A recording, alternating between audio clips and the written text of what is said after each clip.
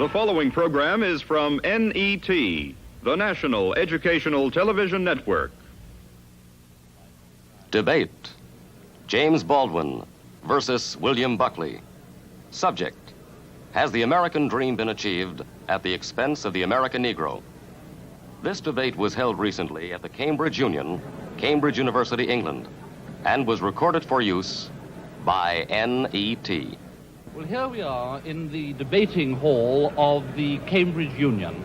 Hundreds of undergraduates and myself waiting for what could prove one of the most exciting debates in the whole 150 years of the Union history. I don't think I've ever seen the Union so well attended. There are undergraduates everywhere. They're on the benches, they're on the floor, they're in the galleries, and there are a lot more outside clamoring to get in. Well, the motion that has drawn this huge crowd tonight is this: that the American dream has been achieved at the expense of the American Negro.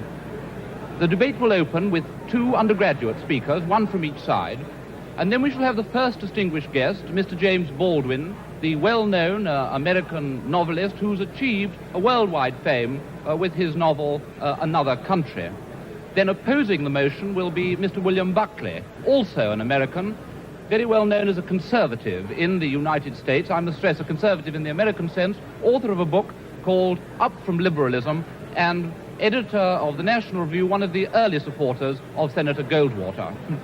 Well, this is the setting of the debate, and at any moment now the President will be leading in his officers and his distinguished guests. He'll take his chair, and the debate will begin.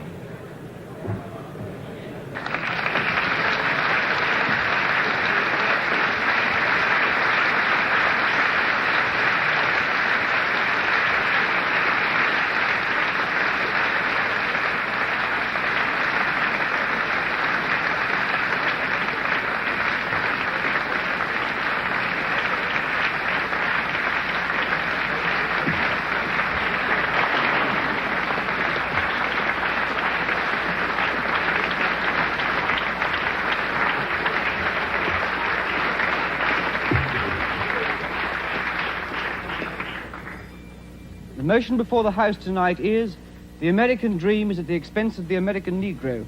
We propose to Mr. David Haycock of Pembroke College, and I oppose to Mr. Jeremy Burford of Emmanuel College. Mr. James Baldwin will speak third. Mr. William F. Buckley Jr. will speak fourth. Mr. Haycock is the ear of the House.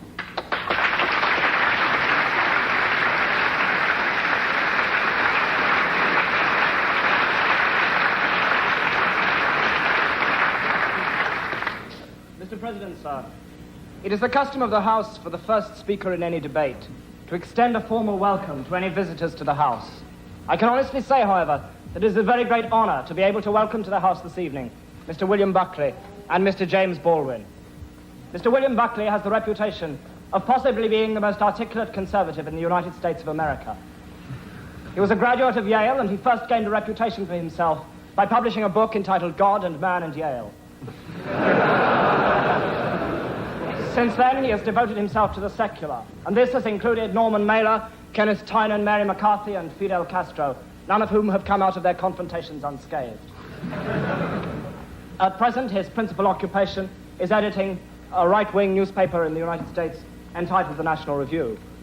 Mr. James Baldwin is hardly in need of introduction. His reputation, both as a novelist and as an advocate of civil rights, is international. His third novel, Another Country, has been published as a paperback in England today. Mr. Baldwin and Mr. Buckley are both very welcome to the House this evening.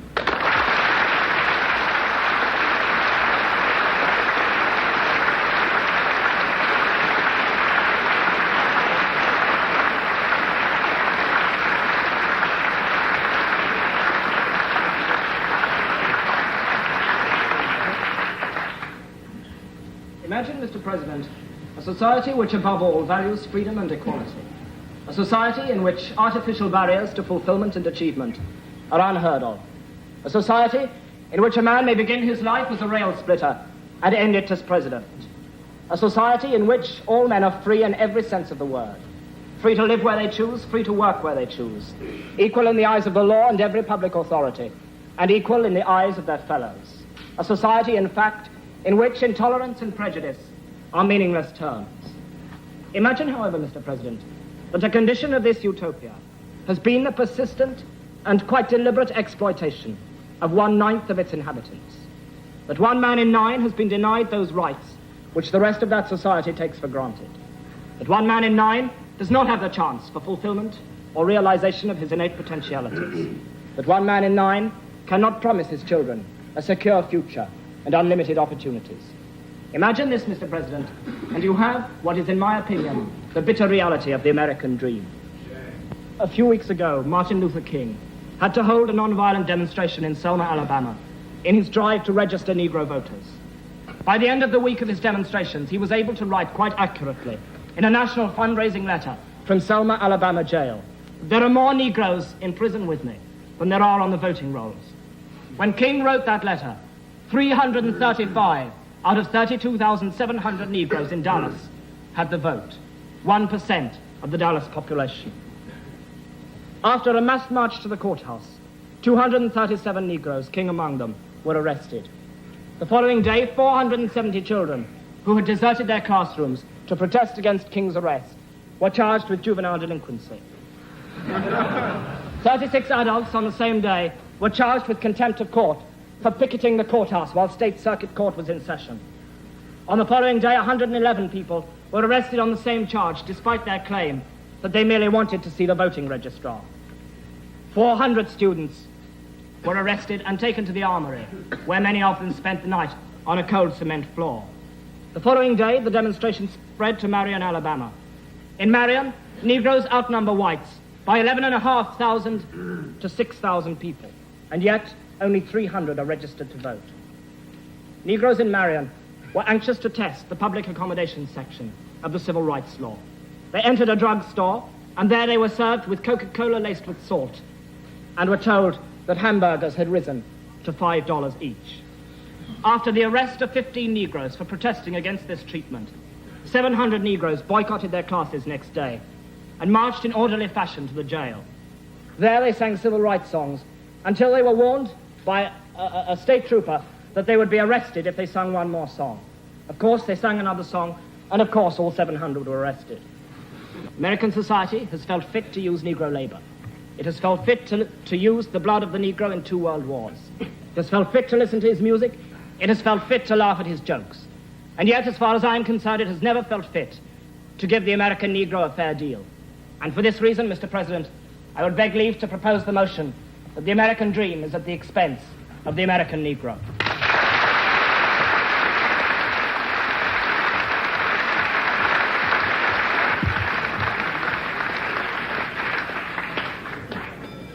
I now call Mr. Jeremy Burford of Emmanuel College to oppose the motion.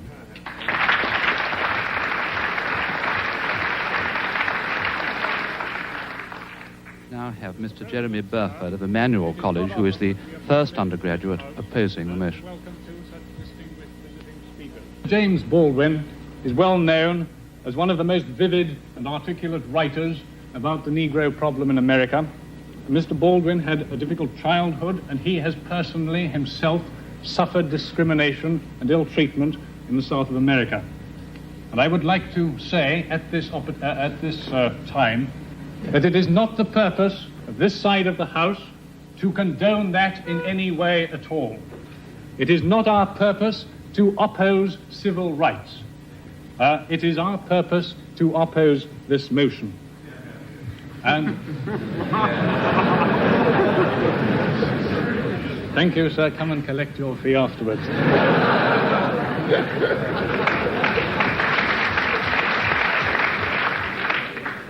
This side of the House denies that the American dream has in any way been helped by this undoubted inequality and suffering of the Negro. We maintain that, in fact, it has hindered the American dream. And if there had been equality, if there had been true freedom of opportunity, the American dream would be very much more advanced than it is now. If the American dream has made any progress, and I think it has been made in spite of the suffering and inequality of the American Negro, and not because of it. Now, it is also implied from this motion that the American dream is encouraging and worsening the suffering of the American Negro. This is emphatically not the case.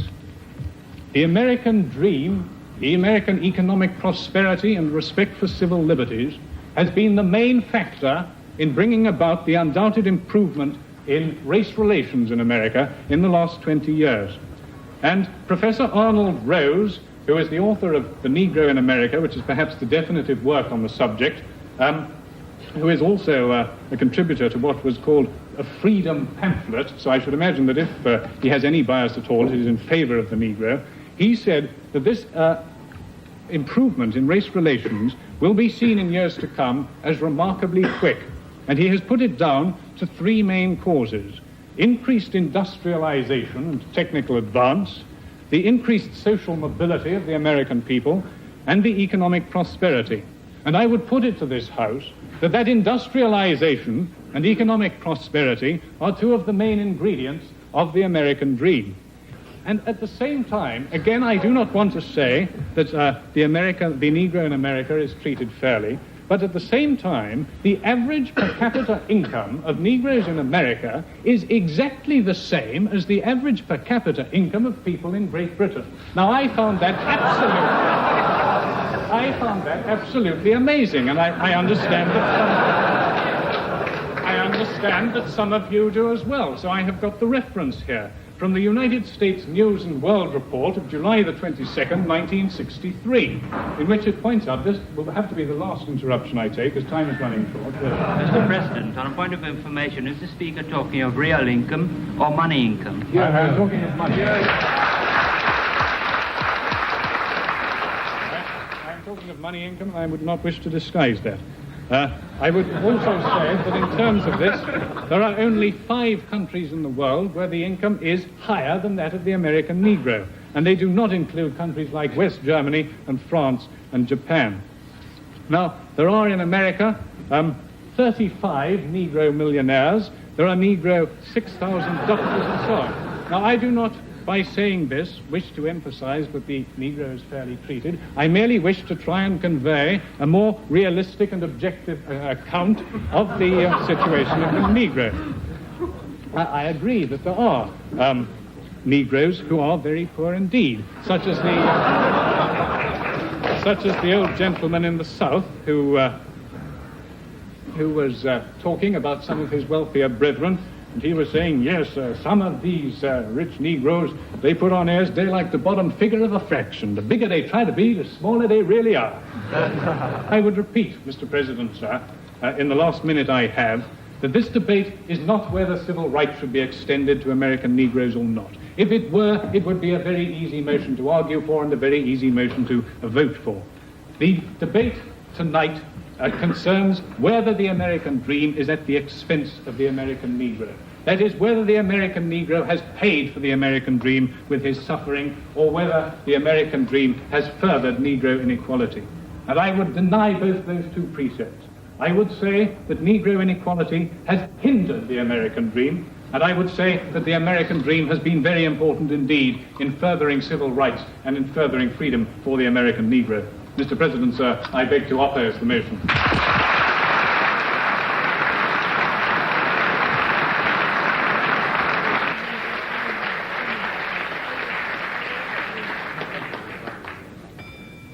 It is now with very great pleasure and a very great sense of honor that I call for Mr. James Baldwin to speak third to this motion.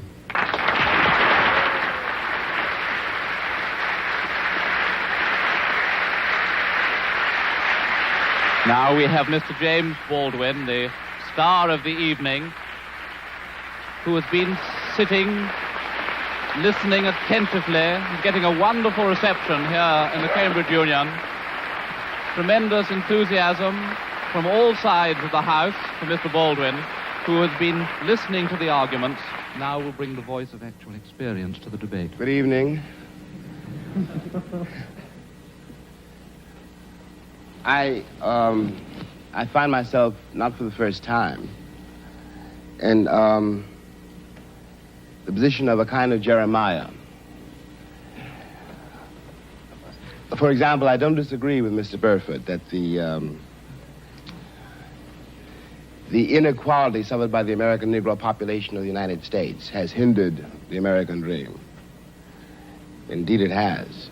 I quarrel with some other things he has to say.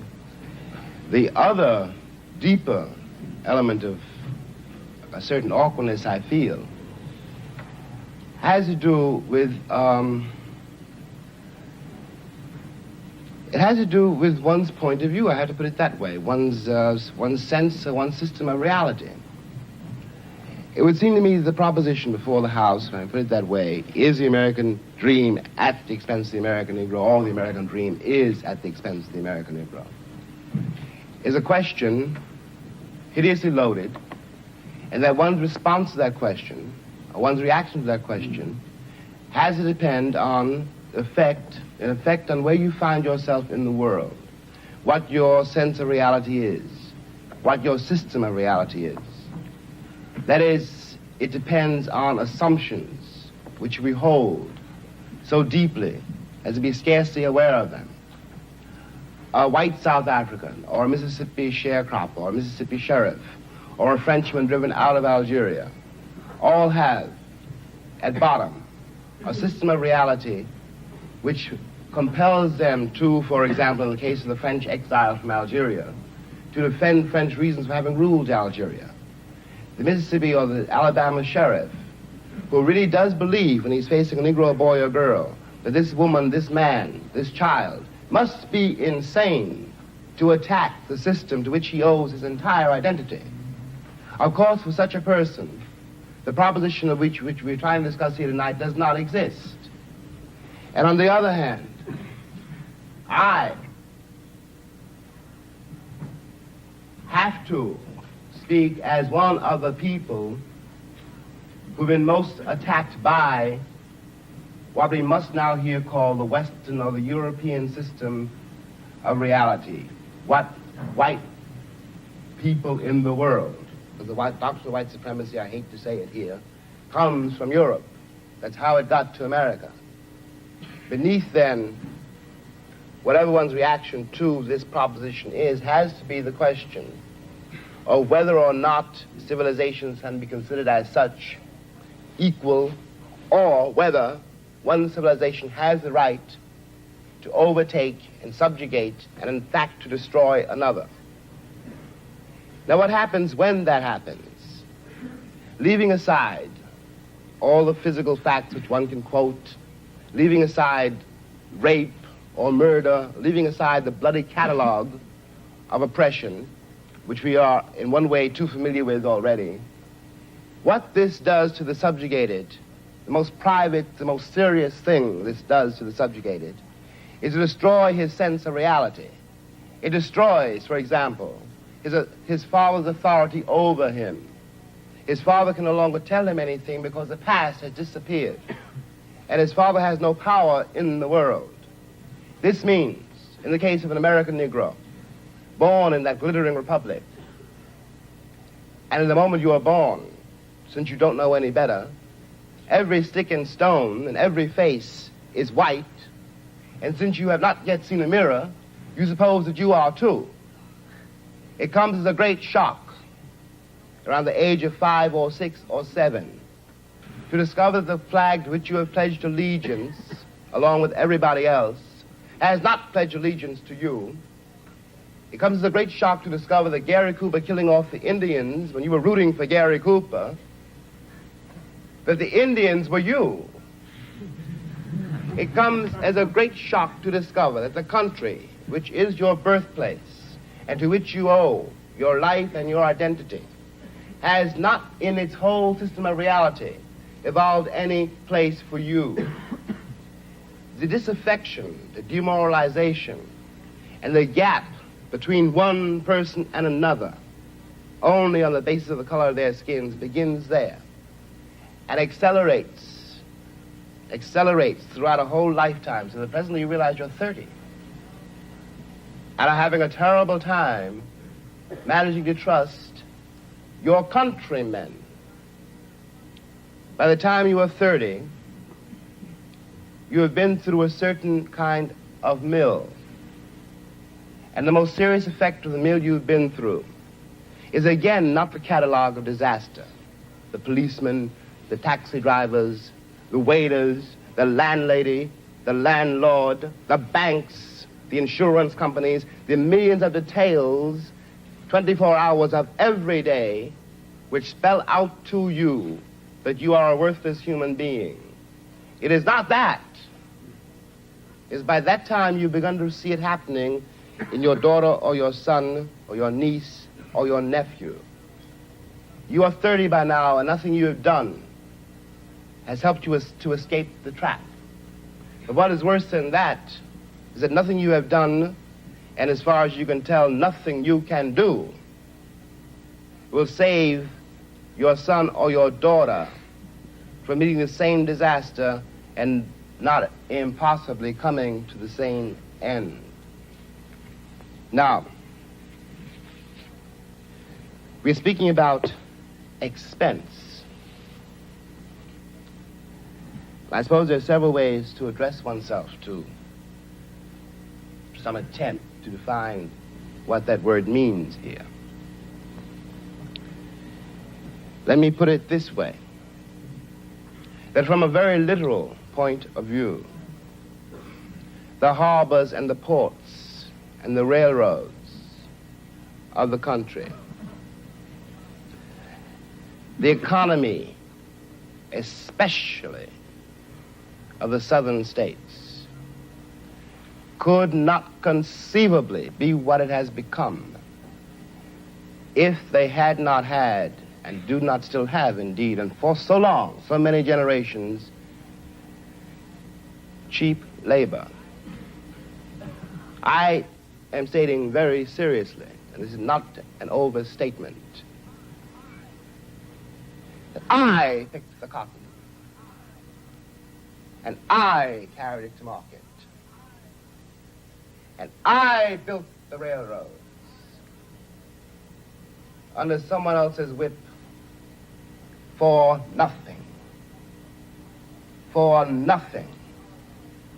The Southern oligarchy, which has until today so much power in Washington, and therefore some power in the world, was created by my labor and my sweat, and the violation of my women and the murder of my children. This, in the land of the free and the home of the brave. And no one can challenge that statement. It is a matter of historical record. In another way, this dream, and we'll get to the dream in a moment, is at the expense of the American Negro. You watch this in the Deep South in great relief, but not only in the Deep South. In the Deep South, you are dealing with a sheriff or a landlord or a landlady or the girl at the Western Union desk. And she doesn't know quite who she's dealing with, by which I mean that if you're not part of the town, and if you are a northern nigger, it shows in millions of ways. So she simply knows that it's an unknown quantity, and she wants to have nothing to do with it. So she won't talk to you. You have to wait for a while to get your telegram. Okay, we all know this. We've been through it. And by the time you get to be a man, it's very easy to deal with.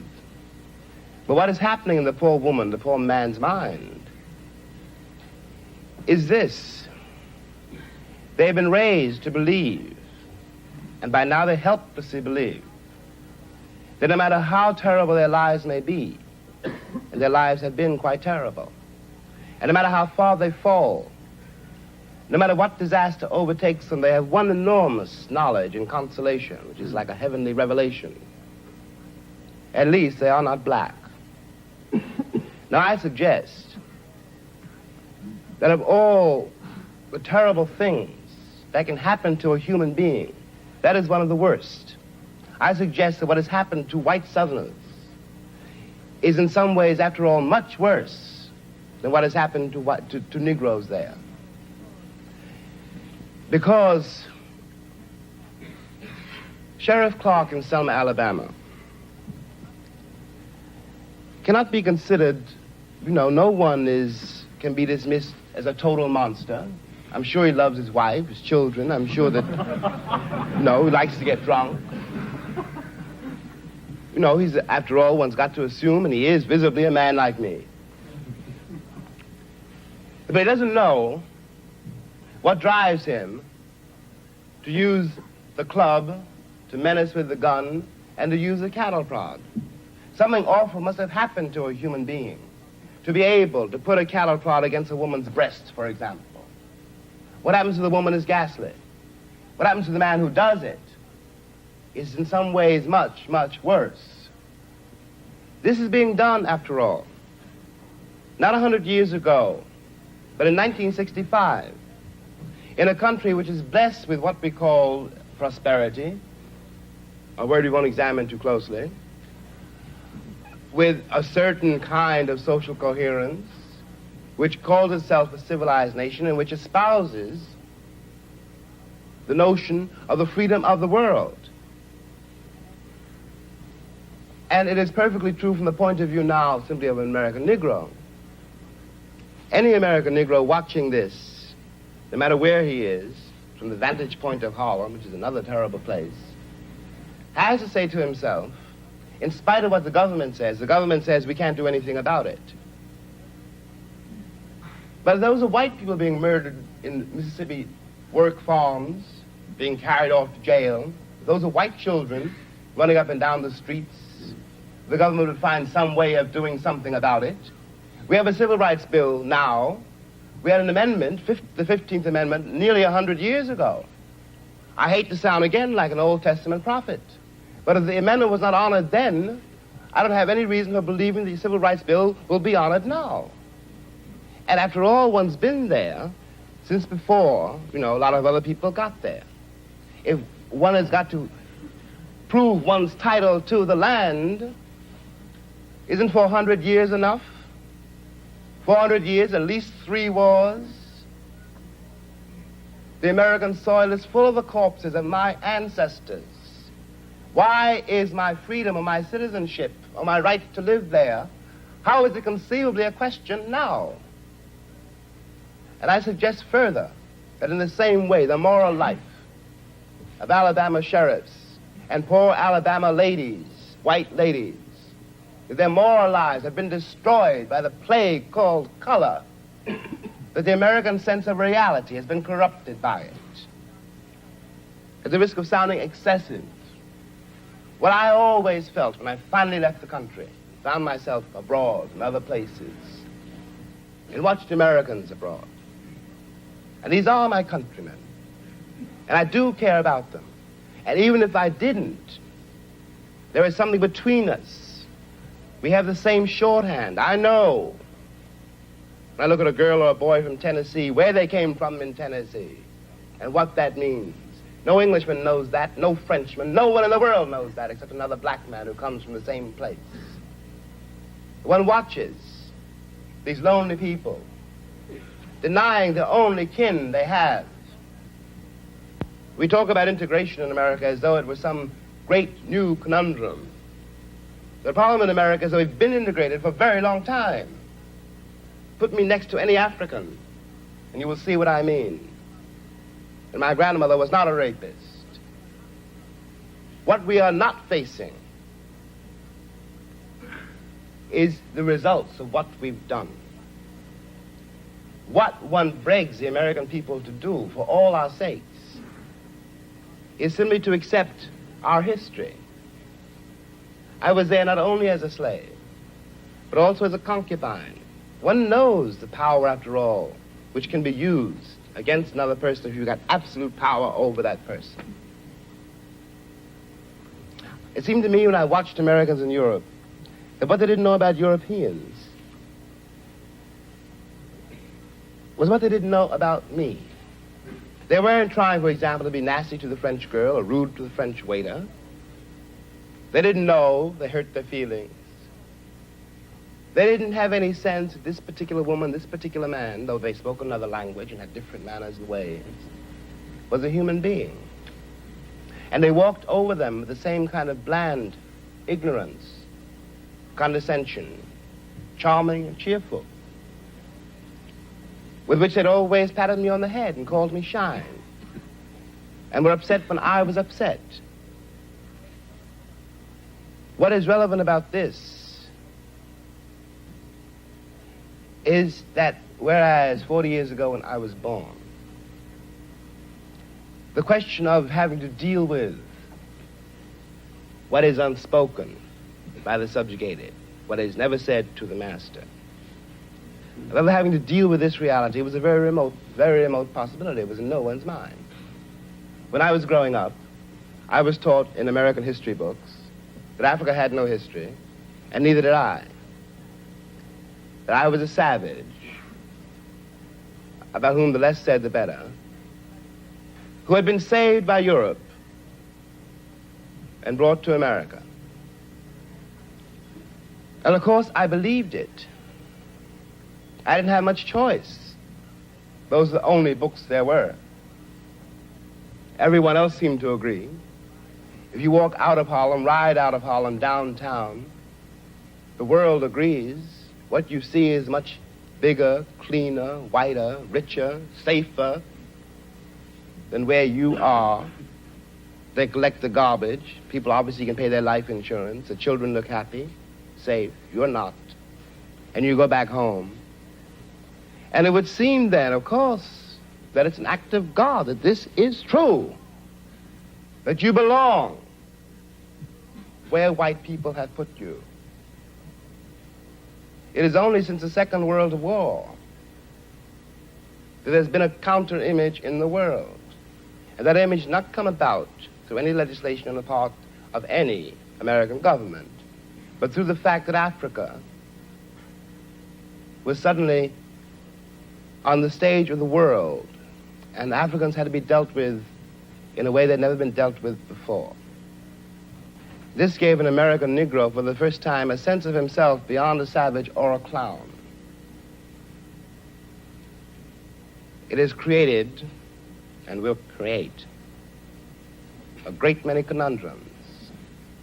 One of the great things that the white world does not know, but I think I do know, is that black people are just like everybody else. One has used the myth of Negro and the myth of color to pretend and to assume that you are dealing essentially with something exotic, bizarre, and practically, according to human laws, unknown. Alas, that is not true. We are also mercenaries, dictators, murderers, liars. We are human too. What is crucial here is that unless we can manage to establish some kind of dialogue between those people whom I pretend have paid for the American dream and those other people who have not achieved it, we will be in terrible trouble. I want to say at the end, at the last, is that is what concerns me most. We are sitting in this room, and we are all, at least we like to think we are, relatively civilized, and we can talk to each other at least on certain levels,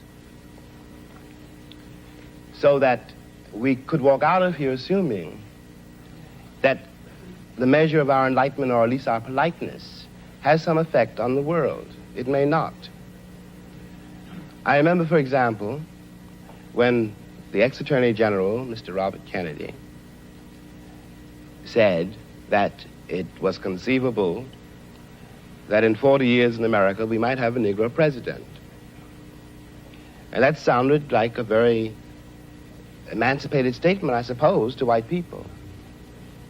They were not in Harlem when this statement was first heard, and did not hear, and possibly will never hear, the laughter and the bitterness and the scorn with which the statement was greeted. From the point of view of the man in the Harlem barbershop, Bobby Kennedy only got here yesterday. And now he's already on his way to the presidency. We've been here for 400 years, and now he tells us that maybe in 40 years, if you're good, we may let you become president. What is dangerous here is the turning away from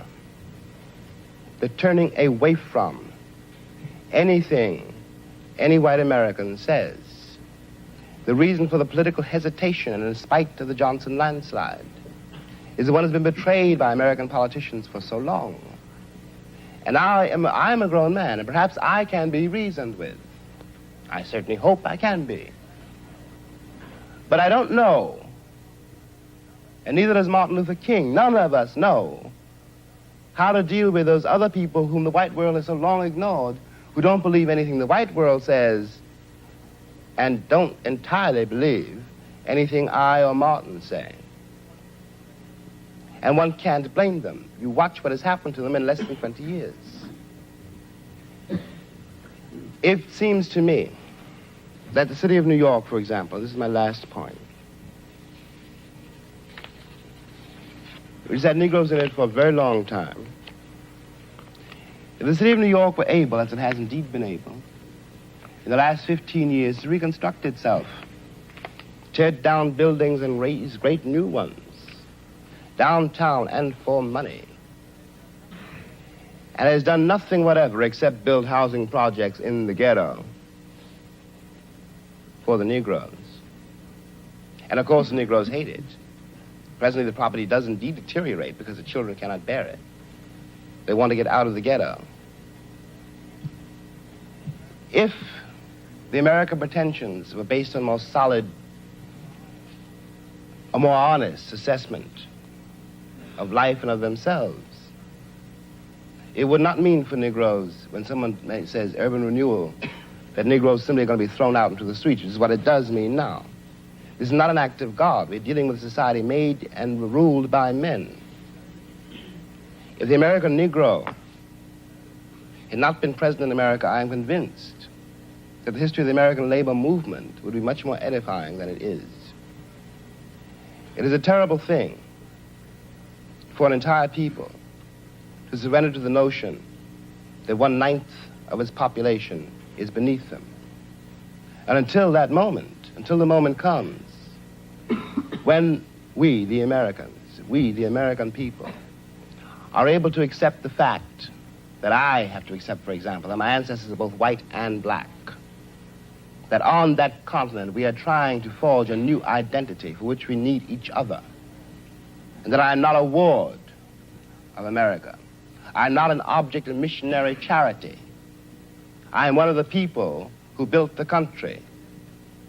Until this moment, there is scarcely any hope for the American dream, because the people who are denied participation in it, by their very presence, will wreck it. And if that happens, it's a very grave moment for the West. Thank you.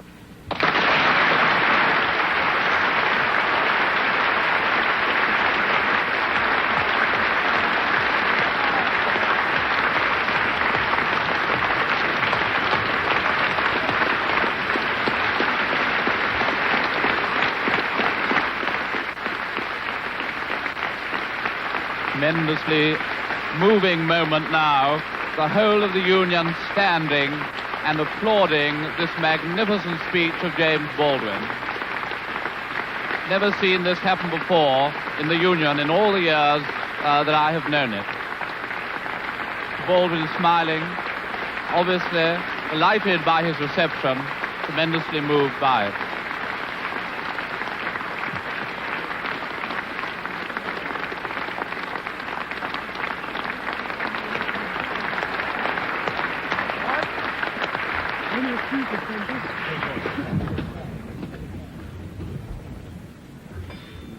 I am now very grateful and very pleased to be able to call on Mr. William F. Buckley, Jr. to speak forth to this motion.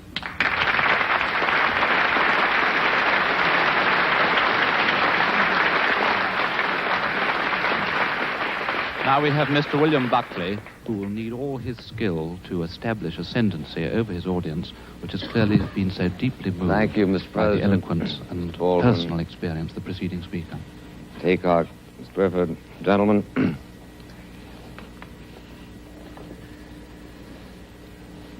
It seems to me that of all the indictments Mr. Baldwin has made of America,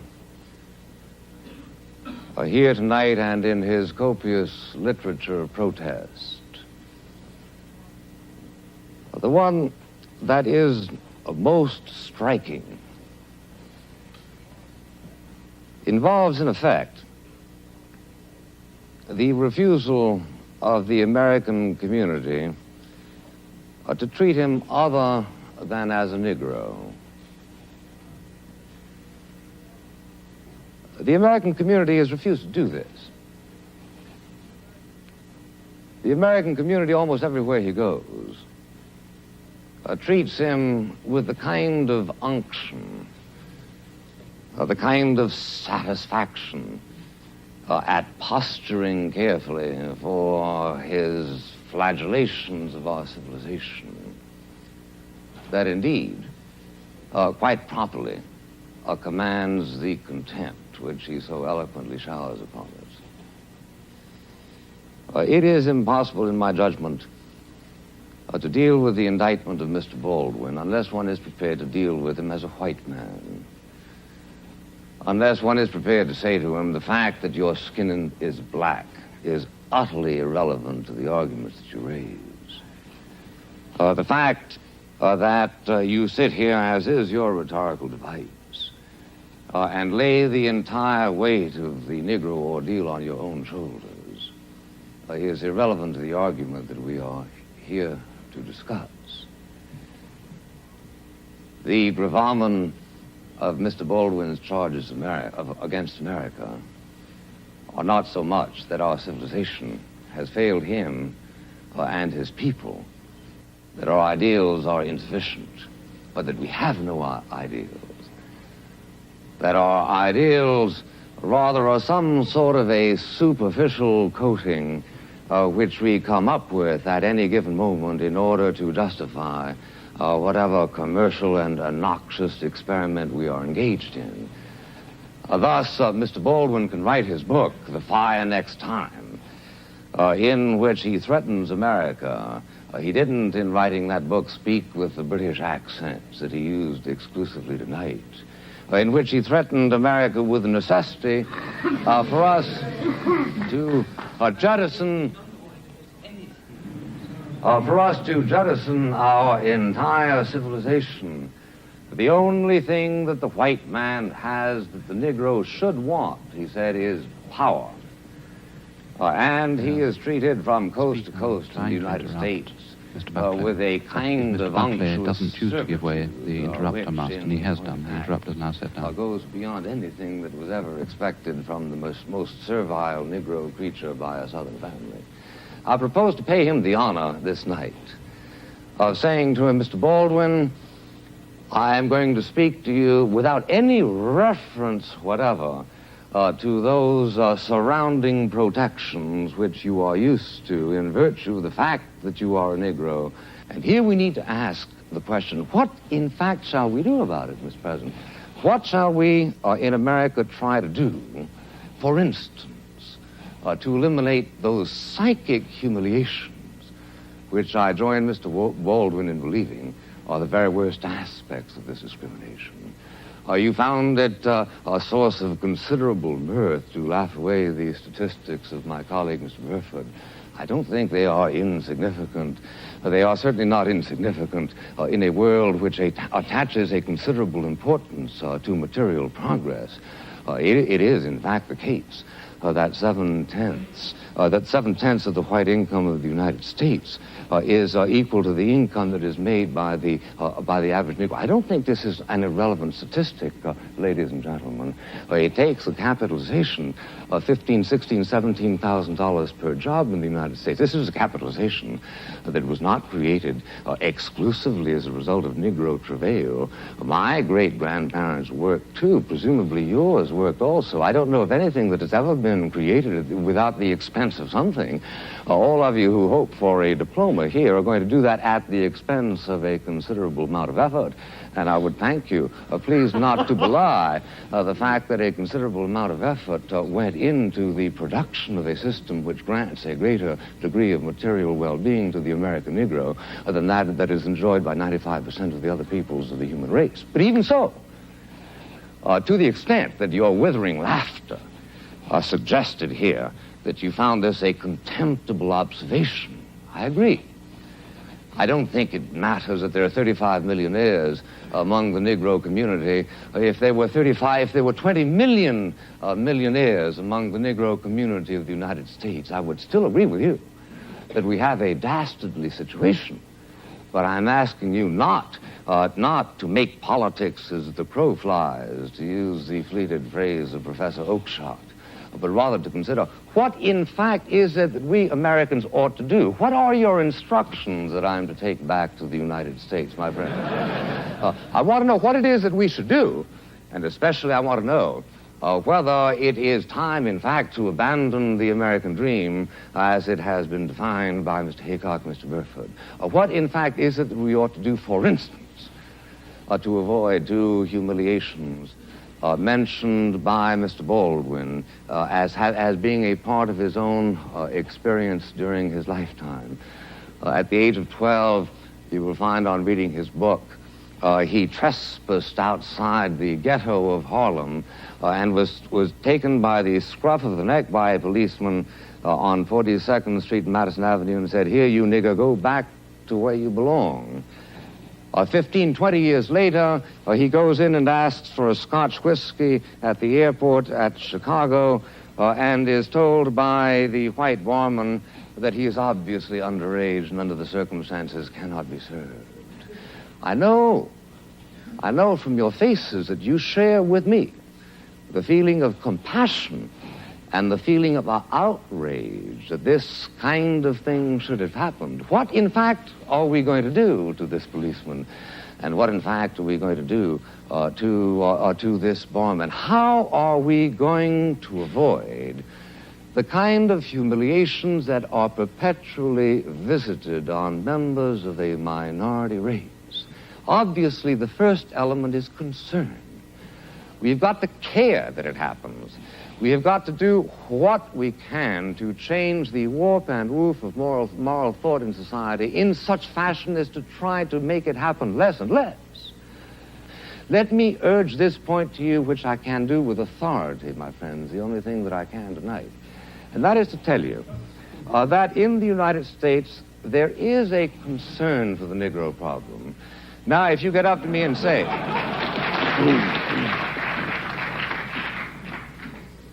if you get up to me and say, well, now, is there the kind of concern that we, students of Cambridge, would show if the problem were our own? All I can say is I don't know. It may very well be that there has been some sort of a sunburst of moral enlightenment that has hit this community, so as to make it predictable that if you were the governors of the United States, the situation would change overnight. I'm prepared to grant this as a form of courtesy, Mr. President. But meanwhile, I am saying to you that the engines of concern in the United States are working. The presence of Mr. Baldwin here tonight is in part a reflection of that concern. You cannot go to a university in the United States, a university in the United States presumably also governed by the Lord Spiritual, as you are, in which Mr. Baldwin is not the toast of the town. You cannot go to a university of the United States in which practically all other problems of public policy are preempted by the primary policy of concern for the Negro. I challenge you to name me another civilization, anytime, anywhere in the history of the world, in which the problems of a minority, which have been showing considerable material and political advancement, is as much a subject of dramatic concern as it is in the United States. Let me just say finally, ladies and gentlemen, this. There is no instant cure for the race problem in America. And anybody who tells you that there is a charlatan and ultimately a boring man. Boring precisely because he is then speaking in the kind of abstractions that do not relate to the human experience. The trouble in America where the Negro community is concerned is a very complicated one. I urge those of you who have an actual rather than a purely ideologized interest in the problem to read the book Beyond the Melting Pot by Professor Glaser, also co-author of The Lonely Crowd, a prominent Jewish intellectual, who points to the fact that the situation in America where the Negroes are concerned is extremely complex as a result of an unfortunate conjunction of two factors. One is the dreadful efforts to perpetuate discrimination by many individual American citizens as a result of their lack of that final and ultimate concern which some people are truly trying to agitate. The other is as a result of the failure of the Negro community itself to make certain exertions which were made by other minority groups during the American experience. If you can stand a statistic not of my own making, let me give you one which Professor Glaser considers as relevant. He says, for instance, in 1900, there were 3,500 Negro doctors in America. In 1960, there were 3,900, an increase in 400. Is this because there were no opportunities, as has been suggested by Mr. Haycock and also by Mr. Baldwin implicitly? No, says Professor Glaser. There are a great many medical schools who are by no means practice discrimination, who are anxious to receive and to train Negro doctors. There are scholarships available to put them through, but in fact that particular energy, which he remarks was so noticeable in the Jewish community and to a certain and lesser extent in the Italian-Irish community, for some reason is not there. We should focus on the necessity to animate this particular energy, but he comes to the conclusion, which strikes me as plausible, that the people who can best do it, who can do it most effectively, are Negroes themselves. Let me conclude by reminding you, ladies and gentlemen, that where the Negro is concerned, the danger, as far as I can see at this moment, is that they will seek to reach out for some sort of radical solutions on the basis of which the true problem is obscured. They have done a great deal to focus on the fact of white discrimination against the Negroes. They have done a great deal to agitate a moral concern, but where, in fact, do they go now? They seem to be slipping, if you will read carefully, for instance, the words of Mr. Bayard Rustin, towards some sort of a Procrustean formulation which ends up less urging the advancement of the Negro than the regression of the white people. 14 times as many people in New York City born of Negroes are illegitimate as of whites. This is a problem. How shall we address it? By seeking out laws that encourage illegitimacy in white people? This, unfortunately, tends to be the rhetorical momentum that some of their arguments are taking. One thing you might do, Mr. Buckley, is let them vote in Mississippi. I agree. I agree.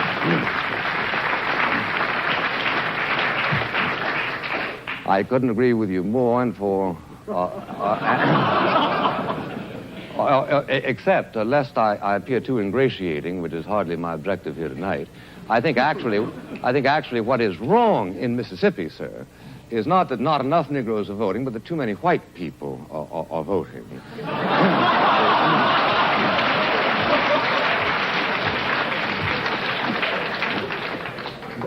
Booker T. Washington said that the important thing where Negroes are concerned is not that they hold public office, but that they be prepared to hold public office. Not that they vote, but that they be prepared to vote. What are we going to do with the Negroes, having taught the Negroes in Mississippi to despise Barnett, Ross Barnett? Shall we then teach them to emulate their cousins in Harlem and adore Adam Clayton Powell, Jr.? It is much more complicated, sir, than simply the question of giving them the vote. If I were myself a constituent of the community of Mississippi at this moment, what I would do is vote to lift the standards of the vote so as to disqualify 65% of the white people who are presently voting. Not simply to give the... I say then that what we need is a considerable amount of frankness that acknowledges that there are two sets of difficulties. The difficulties of the white person who acts as white people and brown people and black people do all over the world to protect their own vested interests, who have, as all of the races in the entire world have, and suffer from a kind of a racial narcissism which tends always to convert every contingency into such a way as to maximize their own power. That, yes, we must do. But we must also reach through to the Negro people and tell them that their best chances are in a mobile society. And the most mobile society in the world today, my friends, is the United States of America. The most mobile society of the United States, in the world is the United States of America, and it is precisely that mobility which will give opportunities to the Negroes which they must be encouraged to take. But they must not, in the course of their ordeal, be encouraged to adopt the kind of cynicism, the kind of despair, the kind of iconoclasm that is urged upon them by Mr. Baldwin in his recent works. Because of one thing, I can tell you, I believe with absolute authority, that where the United States is concerned, if it ever becomes a confrontation between a continuation of our own sort of idealism, the private stock of which, granted, like most people in the world, we tend to lavish only every now and then on public enterprises, reserving it so often for our own irritations and pleasures. But the fundamental friend of the Negro people in the United States is the good nature, and is the generosity, and is the good wishes, is the decency, the fundamental decency that do lie at the reserves of the spirit of the American people. These must not be laughed at, and under no circumstances must they be laughed at, and under no circumstances must America be addressed and told that the only alternative to the status quo is to overthrow that civilization which we consider to be the faith of our fathers, the faith indeed of your fathers. This is what must animate whatever meliorism must come, because if it does finally come to a confrontation, a radical confrontation between giving up what we understand to be the best features of the American way of life, which at that level is indistinguishable, so far as I can see, from the European way of life, then we will fight the issue. And we will fight the issue not only in the Cambridge Union, but we will fight it as you were once recently called to do, on beaches and on hills and on mountains and on landing grounds. And we will be convinced that just as you won the war against a particular threat to civilization, you were nevertheless waging a war in favor of and for the benefit of Germans, your own enemies, just as we are convinced that if it should ever come to that kind of a confrontation, our own determination to win the struggle will be a determination to wage a war not only for whites, but also for Negroes.